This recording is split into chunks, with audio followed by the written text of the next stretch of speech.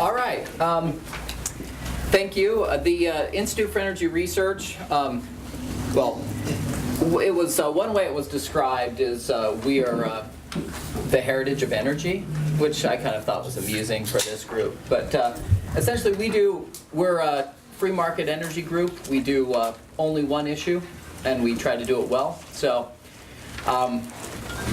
that's what we're about. As well as the American Energy Alliance is a C4 that it's obviously doing more advocacy, but Institute for Energy Research is our 501c3 that's engaged in the promotion of free market ideas in energy. And I'm definitely happy that David Kreutzer is going to talk about renewable portfolio standards. We'll get to that because it dovetails nicely with this report that we have recently come out with, which is Energy Regulations in the States, a Wake-Up Call. When I was 2 years ago, I was at the American Legislative Exchange Council, which is a group that works with state legislators to promote free market policies at the state level. And one of the things I did there is I kept track of bills at the state level that regulated greenhouse gases or led to the regulation of greenhouse gases. And that's what this graph is right here. And there's actually previous data to this that showed that even this up to here in 2003 was an increase. But there was this absolutely dramatic increase in 2007 as a result of the 2006 elections of greenhouse gas regulating bills in the states. And so we came up with this report. It is online now at instituteforenergyresearch.org/states. There's the full report, which is like 40 pages of text that provides the narrative that explains everything, as well as an interactive map and then state pages for all 50 states that just explain where states get their the sources of electricity production for each state, as well as some economic data. And this is some information that I have wanted to compile and have had for a long time. It's just been a little bit difficult to access. So it's now online, and I use it for when I talk to reporters or other people. And this is an interactive map. At the end, they can switch to it. This is at instituteforenergyresearch.org/states, and you can mouse over the different states, and these numbers change. And it allows you to quickly compare differences between adjoining states, for example. I'm David Kreutzer. I'm with the Heritage Foundation. I'm a research fellow in energy economics and climate change. On Thursday of this week, we will have a study coming out that looks at a generic renewable energy standard or mandate and what the impact on the economy will be. The title isn't, but maybe should be, that free as the wind is as expensive as hell. But and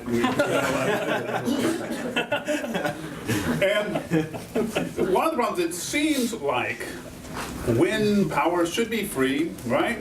You have to build this windmill, that's a one-time charge, isn't it? Doesn't they last forever? No. Well, I went and looked at the Energy Information Administration's levelized cost for 2016. They make a projection, levelized cost for different sources of energy. And so I just took those numbers with one change. And Washington, as I'm sure you know by now, it runs on footnotes. So you look on the footnote, I couldn't figure out why the cost for coal in this projection had gone up so dramatically from the last time I looked 2 years earlier. And they had, in essence, added to the cost of coal-fired electricity the equivalent of a $15 per ton tax on carbon dioxide. And with a policy I want to look at is compare coal-powered electricity to wind-powered electricity without any policy, without any tax. So I pulled that out, but other than that, I'm just using the EIA numbers. Now, let's take a step backwards. We have coal doing about half of the electricity in the U.S., nuclear and conventional hydro each doing about a fifth themselves, and then everything else filling in the last 10%. Wind has a problem. You may have heard, say, Representative Markey or somebody from the Wind Energy Association talking about how cheap wind is to build. We've built so much, this capacity and so on. If you look at the nameplate capacity, all right, that is, what's the total at the perfect wind speed, the amount of electricity you can get out of this windmill, divide that by its cost, that does appear to be competitive with nuclear and coal and natural gas combined cycle. But the wind doesn't blow at that speed all the time. So you need to look at something called capacity factors, whereas for nuclear it's 90% or above, for coal it's over 85%. For wind, it tends to be below 30%.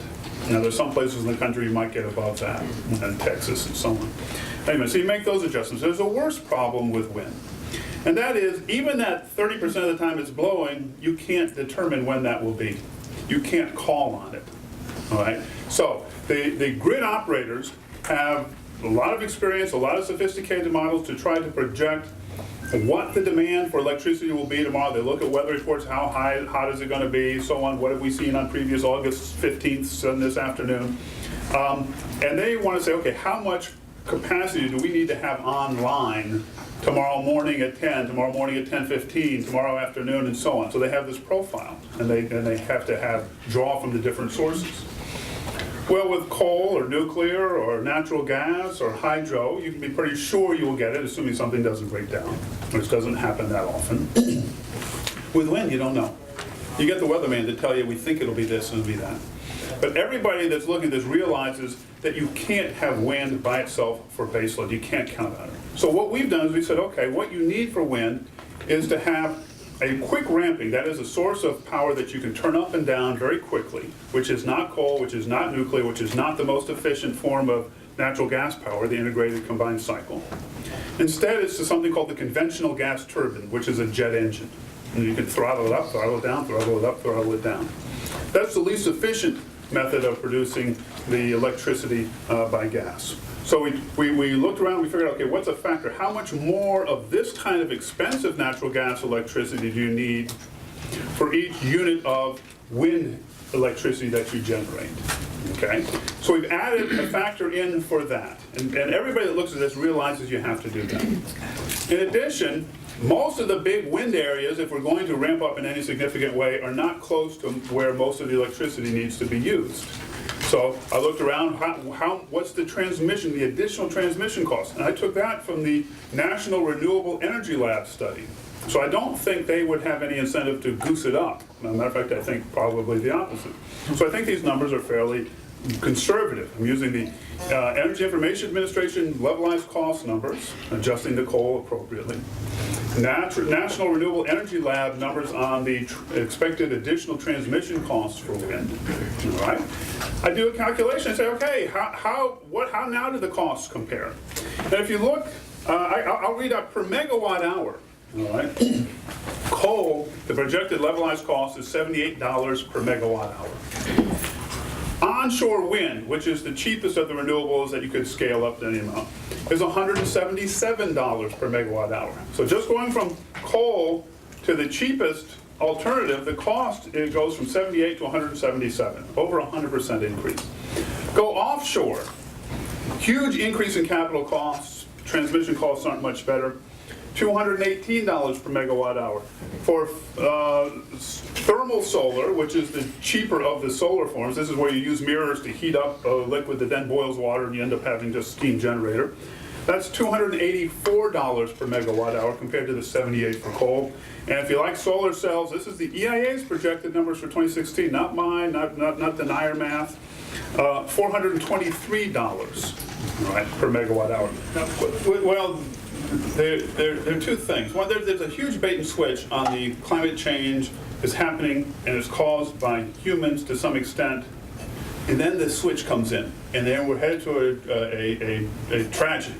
Right. And then there's another one. Even if we are, give them that. We're heading to a tragedy. As Dan pointed out, none of these solutions do anything. So the analogy I make, and I'll get back to actually answering your question, is suppose we're worried about winter coming.